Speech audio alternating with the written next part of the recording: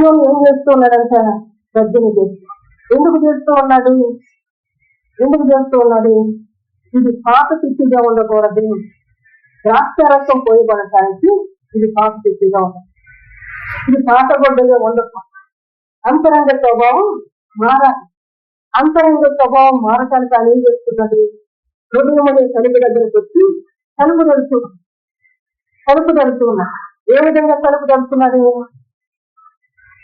ఇప్పుడు లోనకు రావడానికి ఏం చేశారు? అది సాంగ్ ఇక్కడ పెట్టి ఏ విధంగా తడుతూ ఉన్నాడంటే, నేను దేవుని తల్లిని తీసుకొచ్చి దేవుని మాటని వినిపింపజేస్తూ ఆ మాట ద్వారా నీ హృదయాన్ని తడుతూ, దేవుని మాట ద్వారా నీ హృదయాన్ని తడుతూ సత్యదేవుడు చెప్తూ, సత్యదేవుడు ఏం చేస్తున్నాడంటే గర్జన చేస్తూ ఉన్నాడు. ఎందుకు అంటే మొదటి నీ స్వభావం మారాలి. మారేటట్లుగా ప్రభు నిన్ను దర్శిస్తూ ఉన్నాడా లేదా? దర్శించినప్పుడు ఇంత నిర్లక్ష్యంగా ఉండేటట్లుగా మనం ఉండక, దర్శిస్తూ ఉన్నప్పుడు, మాట్లాడుతూ ఉన్నప్పుడు మనసు మార్చుకుని జాగ్రత్త పడేవారుగా ఉండాలి.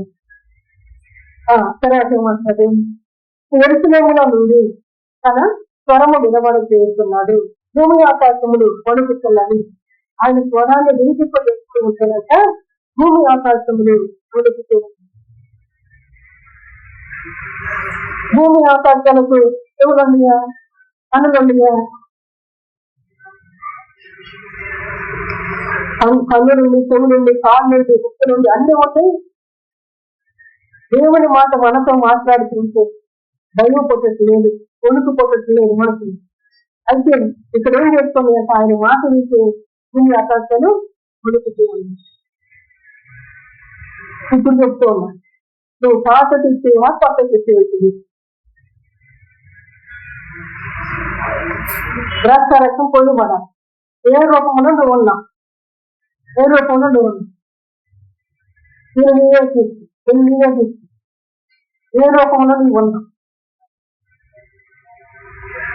ఆయన పరిశుద్ధుడే. ఆ పరిశుద్ధుడైన దేవుడు నేను నీ స్వభావాన్ని పరిశుద్ధపరచడానికి వచ్చేది. పరిశుద్ధపరచడానికి వచ్చిన దేవుడి దగ్గర నీ స్వభావం మారట్లేదు, నీ పద్ధతి మారట్లేదు, నీ ఆలోచన మారట్లేదు. నువ్వు ప్రేమిస్తుగా ఉన్నావా? ఉంటే ఏమైంది? అది రాక కుదిరిస్తుంది.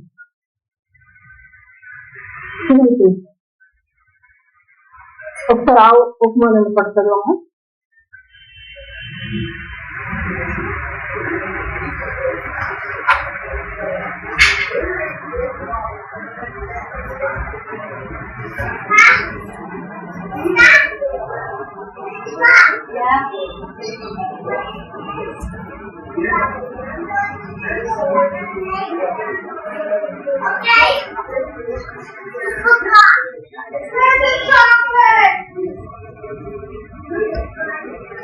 మంచి దేవుడుగా ఆయన మన జీవితాన్ని మార్చడానికి ఆయన చేస్తున్న క్రియ మనం ఎరిగి క్రియలో ఏం జరుగుతూ ఉంది, వ్యక్తిలో ఏం జరుగుతూ ఉంది, ఎందుకు జరుగుతూ ఉంది, ఇది మన యొక్క హృదయాన్ని మార్చడానికేనా లేకపోతే మన హృదయం మరి పాత స్వభావం నుంచి పాత స్వభావం నుంచి దుర్వ్యామోహాలు, పాత స్వభావం ఏంటంటే దేవునికి లోపడ్డాలి, ఇదే స్థితిలో ఉన్నామా అనే దాని కొరకు దేవుడు మనకి సహాయం చేస్తూ ఉన్నాడు. సరే మాటలు చూద్దాం.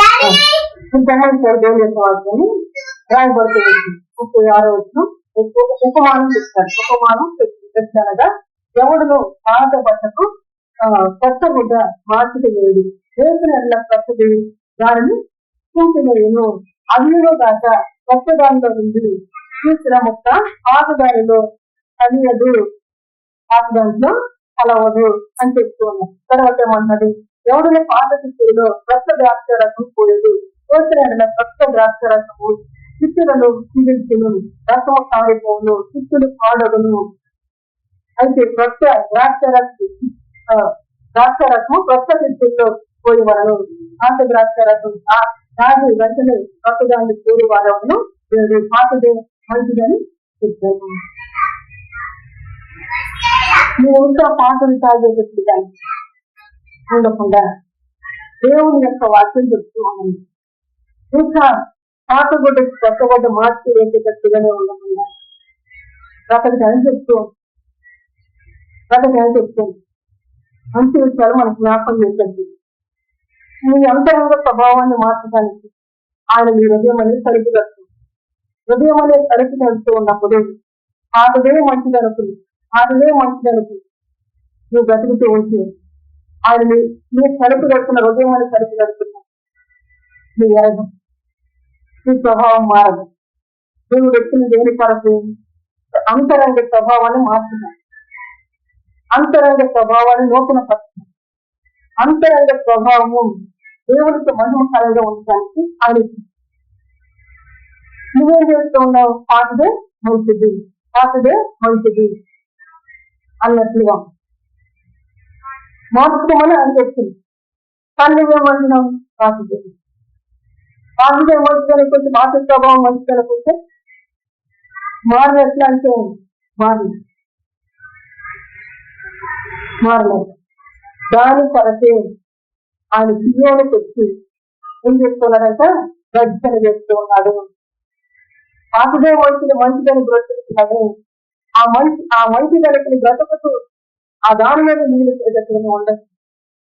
ఈ స్వభావం మార్చబడటానికి సియోనుకు వచ్చి ఆయన గర్జన చేసి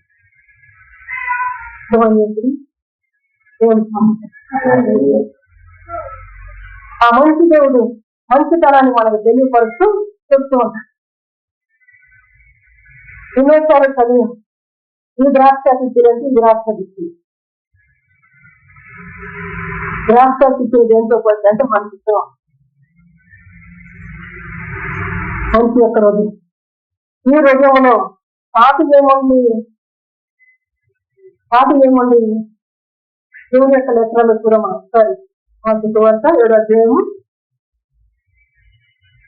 21వ వచనం.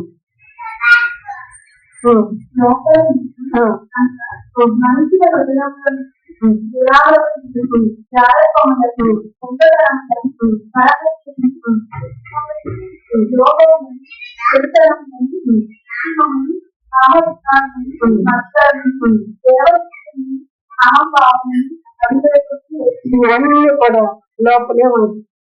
ఇప్పుడు ఆయన ద్రాక్షారసం పోస్తూ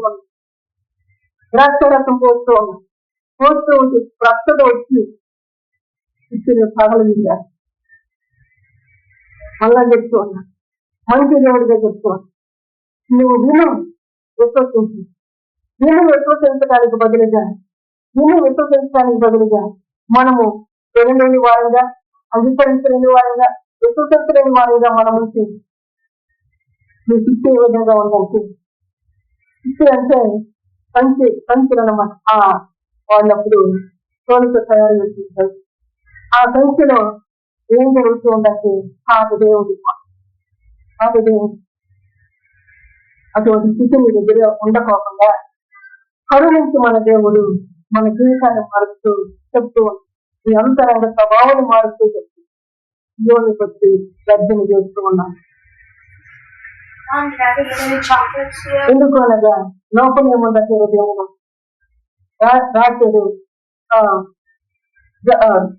దురాలోచనలు, చారత్వములు, దొంగతనములు, నరహత్యలు, వ్యభిచారములు, ద్రోహములు, చెడుతరములు, కృత్రిమములు, కామ విచారములు, వర్తనములు, దేవదృష్టి, అహంభావములు, అవివేకములు, ఇవన్నీ కూడా లోనుంది ఇవన్నీ. లోన ఉన్నప్పుడు నిన్ను బాగు చేయడానికి ఆయన వచ్చి ఆ శిక్షను అవన్నీ చేయడానికి వచ్చేదానికి అవన్నీ చేస్తారు. శిక్షను బాగు చేయడానికి అది కావాలి ఇది కావాలి. మనం ఉదయం అది ఉండాలి ఇది ఉండాలి. అది ఇది ఉంటే కుదరదు, అది ఇది ఉంటే బాగుపడలేదు. అందుకే ఆయన గర్జిస్తుంది. ఆయన గర్జనకు భూమి ఆకాశాలు వణుకుతూ ఉంటాయి. మనిషికి భయములు, మనిషి భయములు. ఈ భయములని మనిషి ఎటువంటి మనిషి అంటే పురిగిందమ్మ లాంటి మనిషి. పురిగిందమ్మ కఠోరమైన మనిషి. ఆ కఠోర స్థితి మన జీవితంలో ఉండకూడదు. వాటితో ఎద్దబొచ్చి నీతో మాట్లాడుతున్నప్పుడు మనసు మారాలి. అప్పుడు దేవుడు దేవుని యొక్క వాక్యం ద్వారా రాస్తూ వచ్చింది. యెహోవా సీయోనులో నుండి గర్జిస్తూ ఉన్నాడు, యెరూషలేముల నుండి తన స్వరము వినబడజేస్తున్నాడు. భూమి ఆకాశం వణుకుతూ ఉండే యెరూషలేముల నుంచి, సంగముల నుంచి, తన యొక్క ఆలయముల నుంచి గర్జిస్తూ తన స్వరాన్ని వినిపింపజేస్తూ ఉన్నాడు. వినిపింపజేస్తూ ఉన్నప్పుడు మనము విని లోబడే వారిగా ఉండాలి, విని విశ్వసించే వారిగా ఉండాలి. విని లోబడలేని స్థితిలో మనం వచ్చింది, విని లోబడలేని స్థితిలో మనం వచ్చింది. ఇప్పుడు వచ్చింది ఎట్లా వస్తుంది? గర్జిస్తూనే వస్తుంది. గర్జించిన తర్వాత ఇంకా లోబడకపోతే ఇంకా లోబడవు. ఆశీర్వాదండి హఠాత్తుగా ఆశ్రమ దేవుడు గర్జించిన తర్వాత లోపడ ఇంతకుముందు చూసినట్లుగా ఉన్నారు. ఇప్పుడు వచ్చి ఏం చేస్తున్నారంటే గర్జింపుతో మాట్లాడే దేవుడి దగ్గర బ్రతకాలి, మాట్లాడే దేవుడి దగ్గర జీవాలు పోసుకోవాలి, మాట్లాడే దేవుడి దగ్గర కృప ఆ క్షేమము విస్తరించి ఆత్మబలం పొందాలి, ఆత్మీయంగా వృద్ధి అవ్వాలి. ఇవన్నీ జరగటానికి ఆయన యెరూషలేముకు వచ్చి, ఇవన్నీ జరగటానికి యెరూషలేములో తన స్వరాన్ని వినిపింపజేస్తూ ఉంది. యెరూషలేము అనగా మందిరము, మందిరములో వినిపింపజేస్తూ ఉన్నది.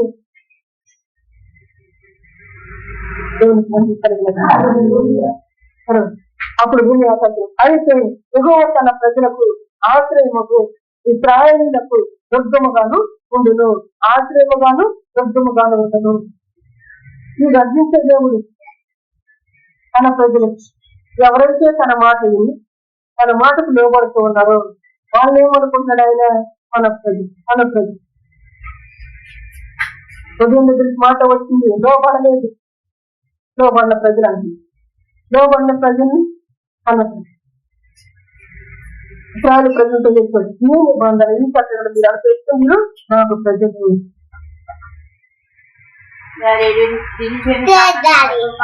అదేమి కాకుండా ఉంటే ఆయన మనకు ఆశ్చర్యం కాలేదు, ఆయన మనకు దుర్గము కాలేదు.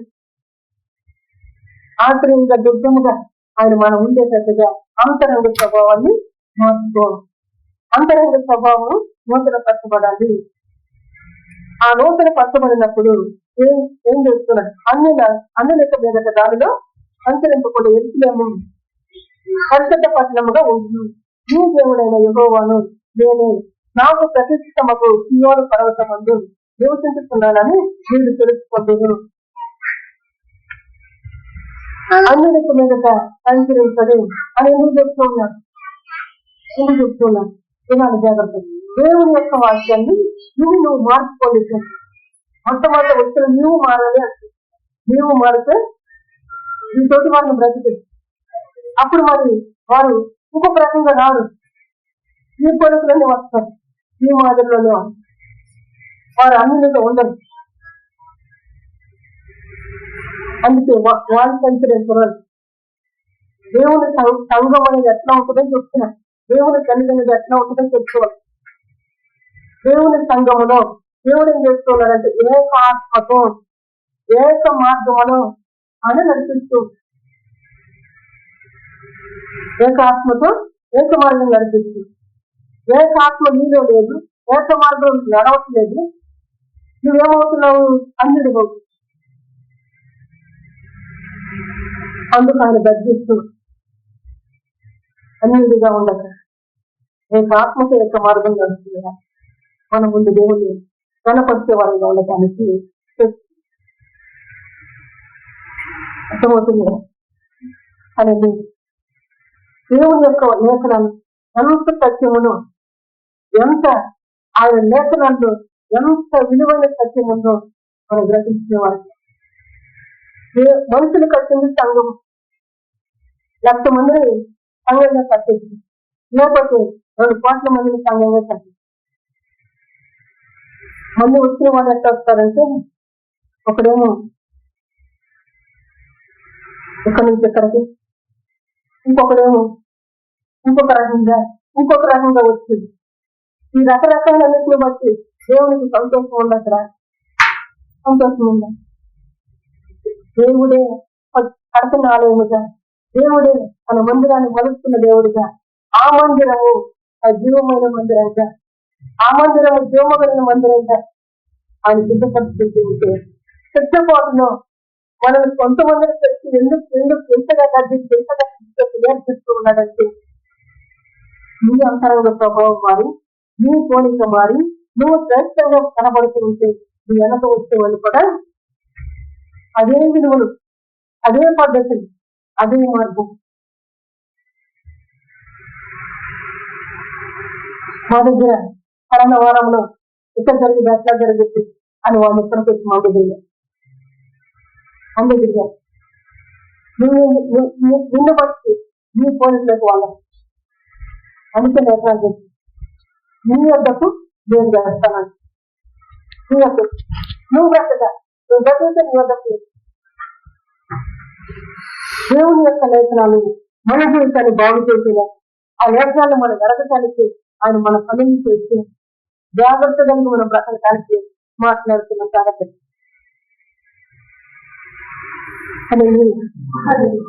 దేవుడికి నిర్ణయించడం. ఉదాహరణ చెప్తున్నా, ఒక 10 మందిని ఇక్కడికి వచ్చి అమ్మా నువ్వు గ్లాస్తో గ్లాసు నీళ్లు చేయాలి అన్నా.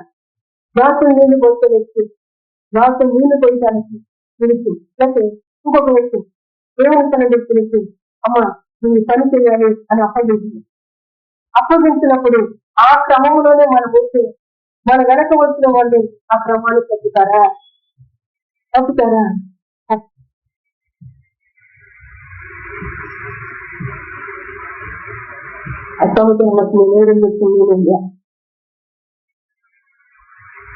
ఇనుము సెలవ సార్వత్రిక సంఘం యొక్క ఇనుము సెలవ. సార్వత్రిక సంఘం అంటే తండ్రి కుమార పరిశుద్ధాత్మ దేవుడు వెళ్ళే సంఘం వల్ల ఇనుము సెలవ. ఇనుము సెలవు తీసుకోకుండా ఏం చేస్తున్నారు? మాకు దాంట్లో మాకు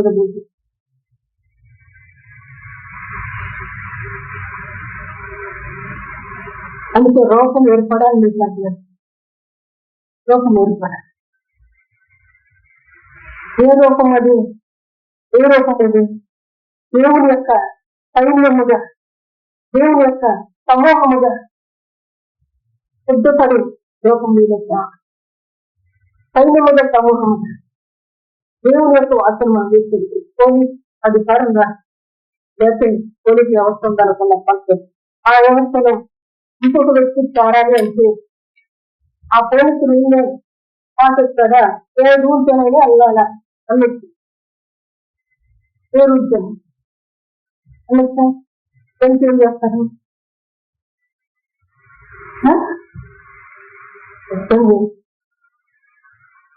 చెప్తారు వెళ్ళదంటే రాస్తారు, తర్వాత పంపిస్తారు. ఈ లోకపు అధికారి ఆ విధంగా జరిగిపోతే మన దేవుడు సర్వాధిక ఆ సర్వాధికారి దగ్గర ఎంత జాగ్రత్తగా మనం గడపలుగా, ఎంత జాగ్రత్తగా మనం బ్రతకలు. నీ రూల్ నిజంగా నువ్వు నీ డ్రెస్తో రావాలి, లేకపోతే నీ రూల్ ఇది, నువ్వు ఈ పద్ధతిలో రావాలి, ఈ సమయానికి రావాలి, ఈ రీతిగా ఉండాలి అని రూల్ పెట్టి విడిచిపెట్టేసి దీనికి ఆ వ్యక్తిని ఎవరికి చేసుకుంటారంటే అందుకే సార్వత్రిక సంఘముగా మనం ఏ విధంగా ఉండాలి? ఈ సమాజం ఈ విధంగా కట్టబడుతున్నప్పుడు, ఈ విధంగా మలపబడుతూ ఉన్నప్పుడు ఈ పోలికలను ఈ రూపములను దేవుని మహిమపరచడానికి జనులను ఆయన పిలిచేది.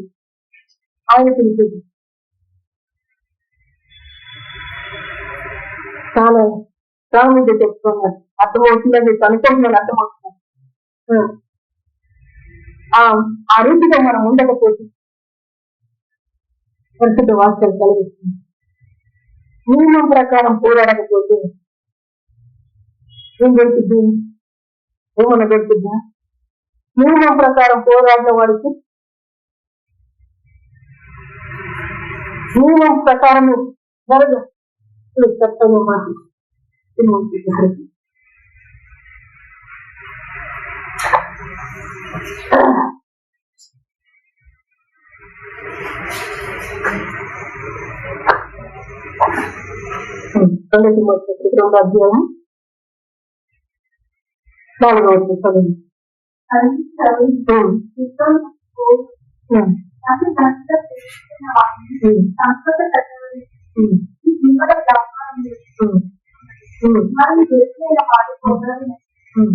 అధ్యాయం 4వ వచనం. నియమము ప్రకారం పోరాడకుంటే వాళ్ళకి జీవితము దొరకదు. ఎందుకు వచ్చి గర్జిస్తూ ఉన్నాడు ఆయన? ఎందుకు వచ్చి రూలు పెడుతూ ఉన్నాడు ఆయన? ఎందుకు వచ్చి ఆయన భయాన్ని పుట్టిస్తూ ఉన్నాడు అంటే నియమం ప్రకారం పోరాడు. సైనికులు ఉన్నారు, వాళ్ళకి శిక్షణ ఇచ్చేటప్పుడు చాలా భయంతో ఉండాలి. అనుష్ఠానకరంగా చేయటానికి లేదు. అనుష్ఠానకరంగా చేస్తే చేస్తారు, వాళ్ళు చేస్తారు. దేవుని యొక్క లక్షణాలు మనం చూసినప్పుడు మనం బ్రతికే విధానం, మన అనుసరంగా స్వభావం మార్చుకుని మనం బ్రతికే విధానం నియమం ప్రకారమే పోరాడేవాడుగా ఉండాలి. అంటే దేవుడి నియమాన్ని దేవుడు ఏం చేస్తూ ఉన్నాడు? ప్రకటిస్తూ ఉన్నప్పుడు ఆ నియమాన్ని బట్టి నా హృదయం ఉందా, ఆ నియమాన్ని బట్టి నా హృదయం ఉందా అని తీసుకుంటే నేను ఏం కొట్టాలి? భయం కొట్టాలి. ఇలా భయం ఆ నియమాన్ని చూస్తే భూమి ఆకాశం ఏం చేస్తాను? భూమికి దేవుడైతే భయపడతాడా? దేవుడైతే భయపడతాడు అంటున్నా. ఆ భయం ఎప్పుడు వస్తూ ఉందో భయాన్ని బట్టి అవసరం మనం చూస్తే మన పితరులైన అబ్రహామును చూస్తే నువ్వు నాకు భయపడ్డావు అని చేస్తాడు, ప్రేమాన్ని విస్తరింపజేస్తాడు.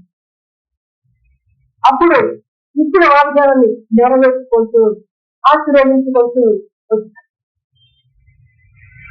దేవుడు మాట్లాడుతూ ఉంటే భయం లేకుండా,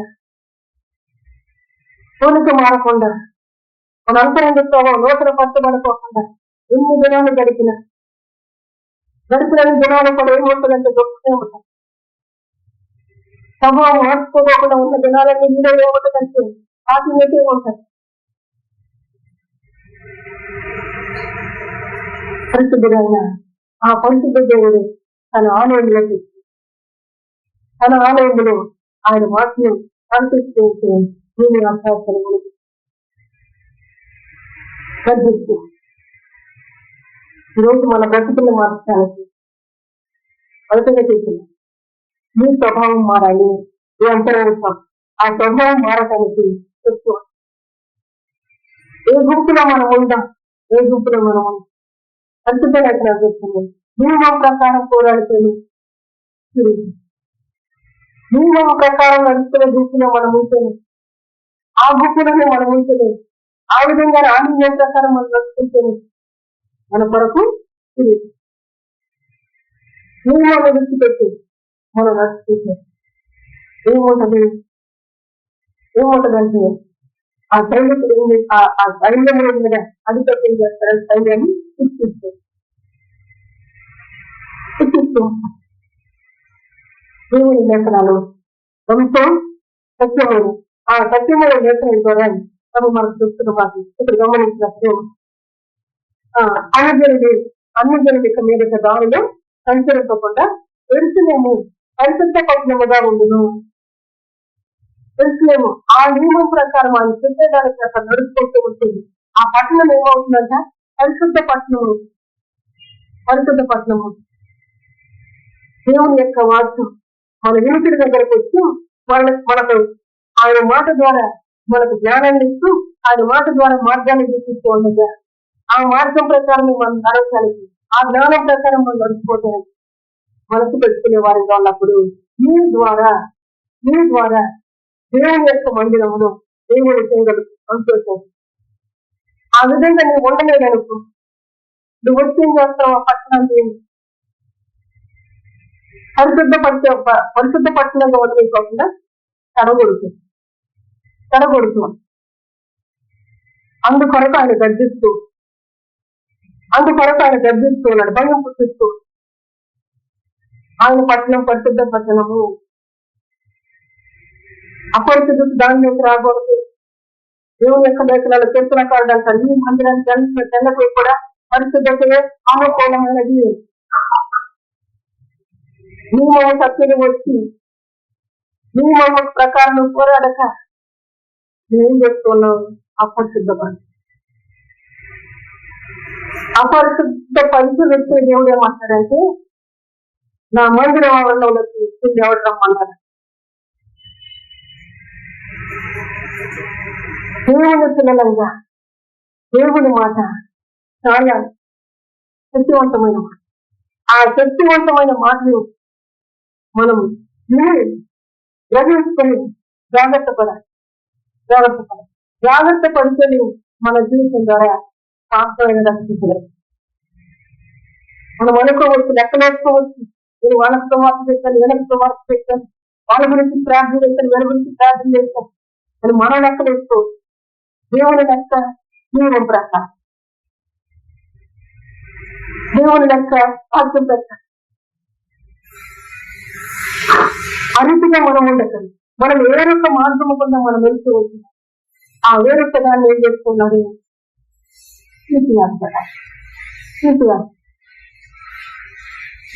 వేరొక మార్గం గుండా మనము రావాలి. ఆ మార్గాన్ని ఏమన్నారంటే అది దొడ్డుదారి, దొంగదారి అన్నారు. దొంగదారి.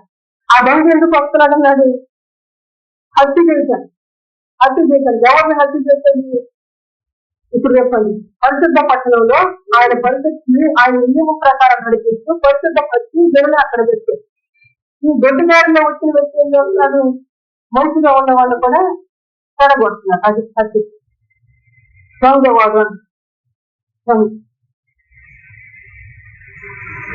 మహిమగలిగిన దేవుడు తన మహిమ మీరు గుణపరచాలి. దేవుని చేత శ్రేష్టమైన పిల్లలుగా దేవుని చేత దేవుని యొక్క నేర్చుకుంటారు. శ్రేష్టంగా నాటబడిగా అరిటిగా దేవుని యొక్క వాక్య చేత మనము నాటబడిన వారమై ఆ వాక్యం ద్వారా మనం వృద్ధి అవుతుంది. ఆ వాక్యం ద్వారానే ఇంకొక ఆత్మను మనం సంపాదించుకునే వారిగా ఉండాలి అని దేవుడు సమయం. అందుకు ఇక్కడ అంటున్నాడు,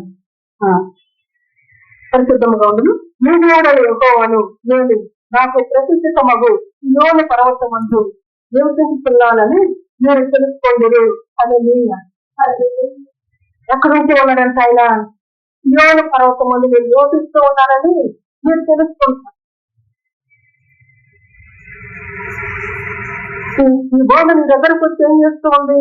ఆయన నివాసం చేస్తూ ఉన్నాడని మీకు తెలియజేస్తూ చెప్తున్నామా వద్దా?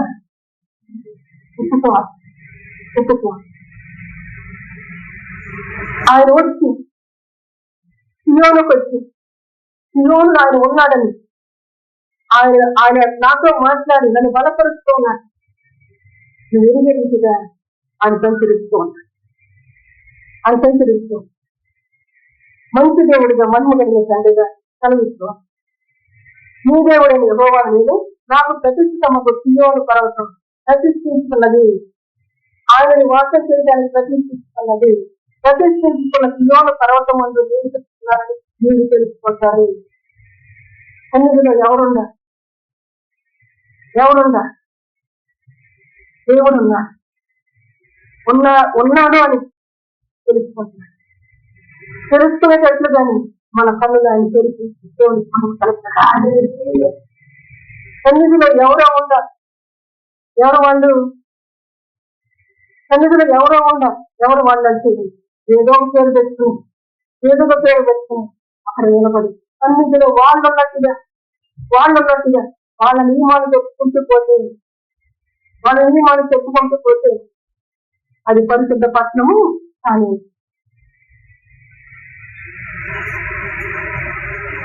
అందుకే మన గుర్తుపడుతున్నట్టుగా ఆయన మనకు సహాయం చేయాలి. నువ్వు అక్కడ బ్రతకాలో అక్కడ నుంచి దూరంగా వెళ్ళాలో గుర్తుపడుతున్నట్టుగా ఆయన సహాయం చేస్తుంది. తర్వాత గమనించాం 18 ఆ దినమందు పర్వతములలో నుండి స్వచ్ఛ ద్రాక్ష రసము పారును, కొండలలో నుండి పాలు ప్రవహించును, యోదా నదులన్నింటిలో నీళ్లు పారును, నీటి ఓట యెహోవా మందిరములో నుండి ఉబకి పారి శిష్యము తడుపును అని దేవుని యొక్క లెక్కలు మాకు నీ గుణం నీకు వచ్చిందనుకో, ఇచ్చి గుణం నువ్వు ఈ రీతిగా నువ్వు గుణపడ్డావనుకో, గుణపడితే అక్కడ ఏం జరుగుతూ ఉంది చెప్తూ ఉన్నాను. ఆ దినం మంది పర్వతములో నుండి స్వచ్ఛ ద్రాక్ష రసము ఆరుతుంది. స్వచ్ఛ సంగతులైన నూతనమైన కృపనిత్యాన్ని నడిపిస్తూ ప్రవహింపజేస్తూ ఇది జరుగుతున్న కార్యముగా దేవునికి మహిమ కలగలగా ఆయన జరిగిస్తున్న కార్యం.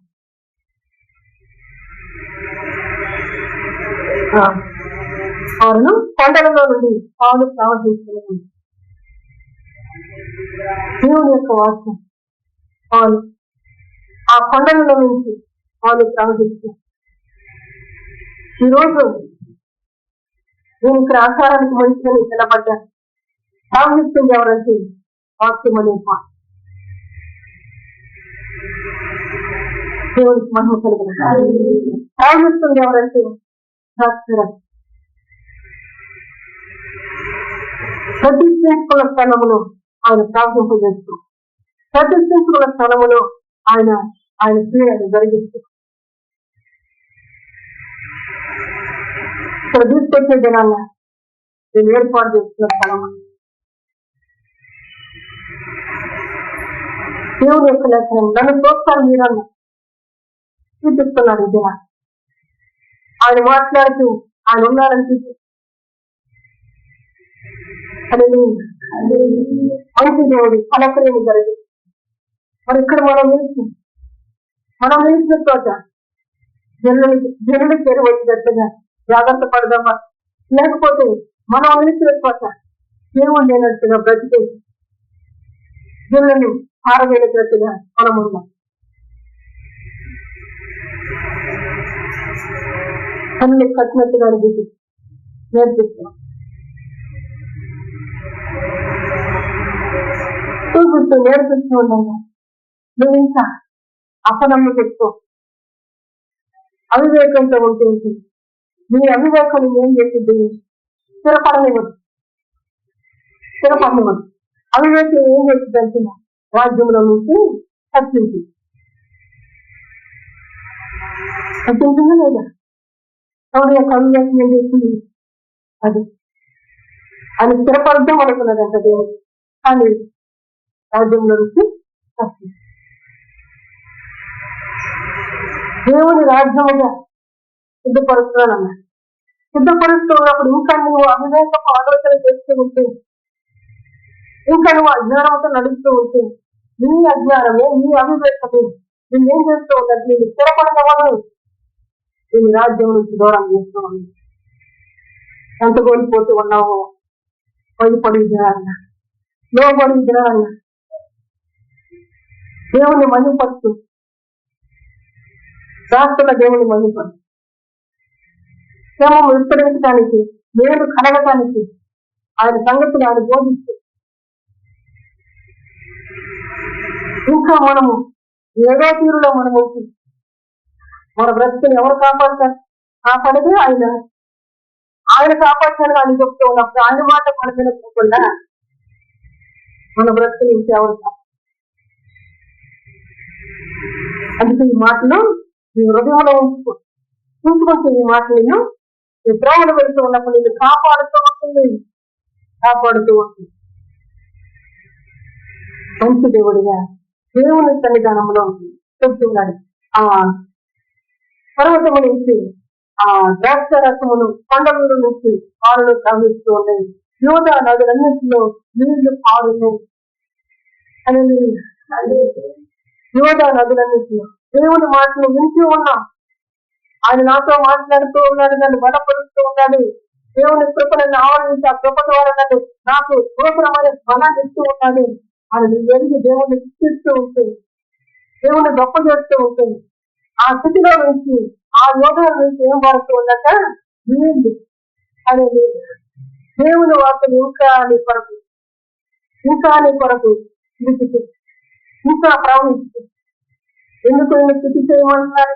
ఆయన మాట వెంట ఎందుకు నిన్నే దేవుని మంచిపరచమంటాడు? అంటే నువ్వు ఆనందిస్తూ ఉంటుంది, నువ్వు నెమ్మది పొందుతూ ఉంటుంది, నువ్వు జ్ఞానం పొందుతూ ఉంటుంది. ఇంకా నీ కొరకు ఆయన ఏం చేస్తున్నాడు? ప్రవహింపజాలి. ఇంకా నువ్వు ఏడుపు లోకంతోనే ఉంటుంది. ఇంకా మనము ఆ దేవుని ఆనందించలేని మనము నీళ్ళ ప్రవాహం నీ మూలంగా ఆగి. అందుకే దేవుని యొక్క వాక్యం అంటుంది, ఎవరును అభ్యంతర కారణంగా ఉండకూడదు. అభ్యంతరంగా ఉంటుంది దేవుని యొక్క వాక్యం అంటుంది. వాడి మేడకి అది తిరగదు కాదు అతి ఎత్తి సముద్రంలో పడదు.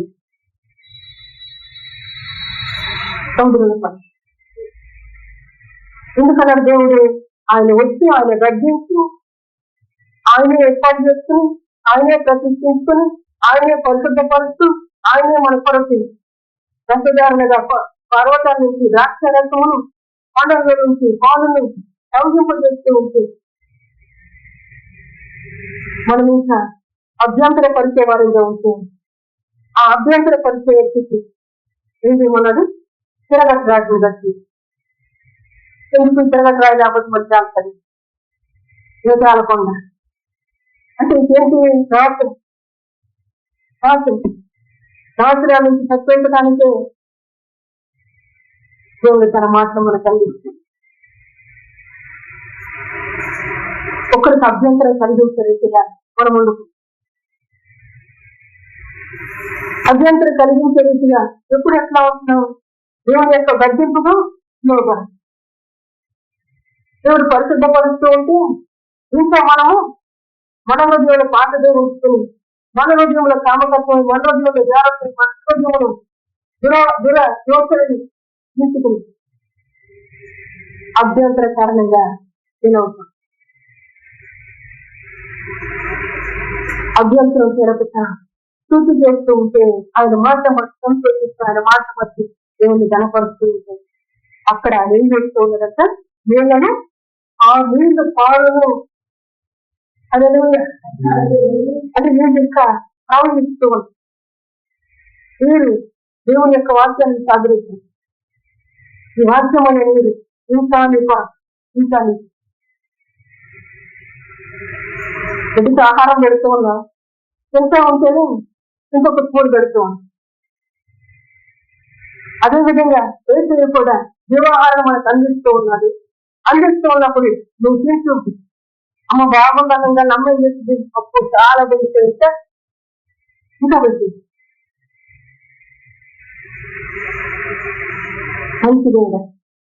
మంచిదే. మనమన్నందుకు ఆయన పొందిపోయే దేవుడు కాదు, కానీ ఆయన ప్రేమ అమూల్యమైంది, ప్రశస్తమైంది. ఆ విలువైన ప్రేమ మన జీవితాన్ని పడుతూ ఉన్నాడు. అయితే దేవుని దగ్గర జాగ్రత్త పడదాము, అయితే దేవుని నీడలో వద్దులుగాము. అందుకే ఆత్మకు ప్రేమాన్ని కలిగించే దేవుడే ముందు కొన్ని సంగతులు చెప్తూ అంతరంగ స్వభావాన్ని మార్చి ఆత్మకు ఏం చేస్తున్నాడు? ప్రేమాన్ని కలిగేస్తున్నాడు. ఆత్మకు ఏం చేస్తున్నాడు? వృద్ధిస్తూ మన అంతరంగ స్వభావానికి వృద్ధిని కలిగేస్తున్నాడు. ఇక్కడ ఈ యొక్క నీటి ఓట ఏదో మందిరంలో నుండి ఎదుటి వారి చిత్తీము లోయను పడుకుని లోయ ప్రాంతాన్ని కూడా తడుపుతూ ఉన్నారు. మందిరంలో వారి లోయ ప్రాంతాన్ని కూడా తడుపుతూ ఉంది. మందిరంలోకి వచ్చిన నీవు ఎదిగా నువ్వు బలపడ్డావు. అక్కడి నుండి ఎక్కడికి వెళ్తుంది? లోయలో ఉన్న వాటికి కూడా దానికి కూడా తడుపుతూ ఉన్నారు. తిప్పట్టడానికి ఇవి మన నలుగురితో తెలుస్తున్నాయి కాబట్టి మన 10 మందితో తెలుస్తున్నాయి, ఇవి మన కొద్ది మందితో తెలుస్తున్నాయి అంటే నిమిస్తే నిమి దగ్గర ప్రవహించి లోయను కూడా తడుపుతుంది. మందిరంలో వెళ్ళి పోతే నీ దగ్గర నుంచి ప్రవహించి లోయలో కూడా తడుపుతుంది. తడిపే దేని కొరకు మనకు అందుకే రాష్ట్రం పరిశుద్ధ గ్రంథం నా వాక్కుని పంపుతున్నాను. చంపిన వాక్కు చేసుకోవాలని పాడారు. ఆకాశం నుండి వర్షం వచ్చిన రీతిగా హిమము కొట్టిన రీతిగా అది వచ్చి భూమిని తడిచి భూమిలో ఉన్న విత్తనాన్ని మనకి చూపిస్తుంది. ఇప్పుడు ఒక్క వ్యక్తి ద్వారా నీ ద్వారా నా ద్వారా దేవుడు అంతా చూపుతున్నది. ఎంత ఎంత ఉన్నతమైన ఆలోచన కలిగి ఉంటుంది. ఈ బిడ్డ బ్రతికితే ఈ బిడ్డ బ్రతికితే ఈ బిడ్డ నాకు లోపడితే అని ప్రతి బిడ్డను బట్టి ఆయన ఆలోచన కలిగి ప్రతి ఒక్క బిడ్డను బట్టి ఆయన ఆలోచన కలిగి ఉన్నాడు కనుకని ఆయన చిత్యం నుంచి మరి వారి లోయని సరిపెట్టట్లుగా చేసుకోండి. అని మంచి దేవుడు మహిమ కలిగినట్ట ఈ మంచి దేవుని దగ్గర మనము గుణపడి మంచి దేవుని మనసును మనం కలిగి ఉండటానికి మన అంతరంగ స్వభావం దగ్గర మాట్లాడిన మాట నిన్ను బలపడి మాట్లాడిన మాట నిన్ను జీవించి మాట్లాడిన మాట నీకు నెమ్మదినిస్తుంది, ప్రేరకరమైన ఆలోచన. నీ ఆలోచన సరైందా కాదా అని అన్నావు అనుకో, నువ్వు ఎక్కడికి వెళ్తున్నావు? అవిశ్వాసంలో వెళ్ళిపోతున్నావు. నీ అవిశ్వాసమే రాజ్యంలో పాటు అందుకున్న రాజ్యంలో వెలుగుతుంది. స్థిరపడలేకపోకుండా నిన్ను గడుపులు చేస్తూ ఉంది.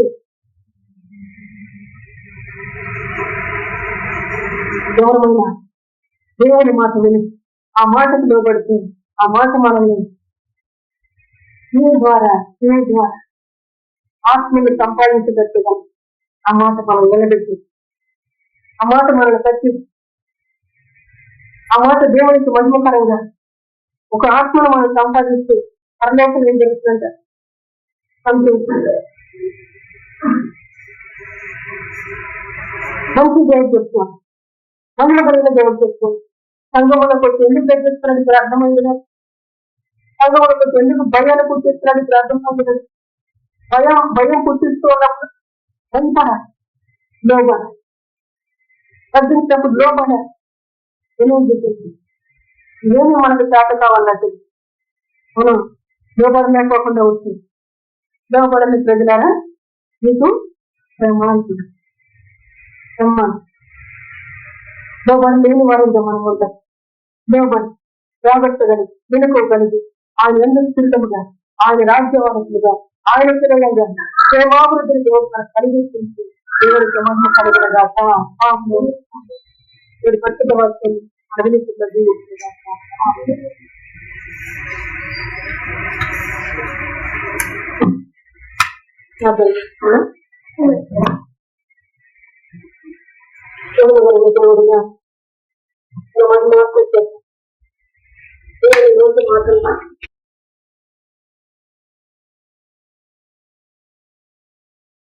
దేవానికి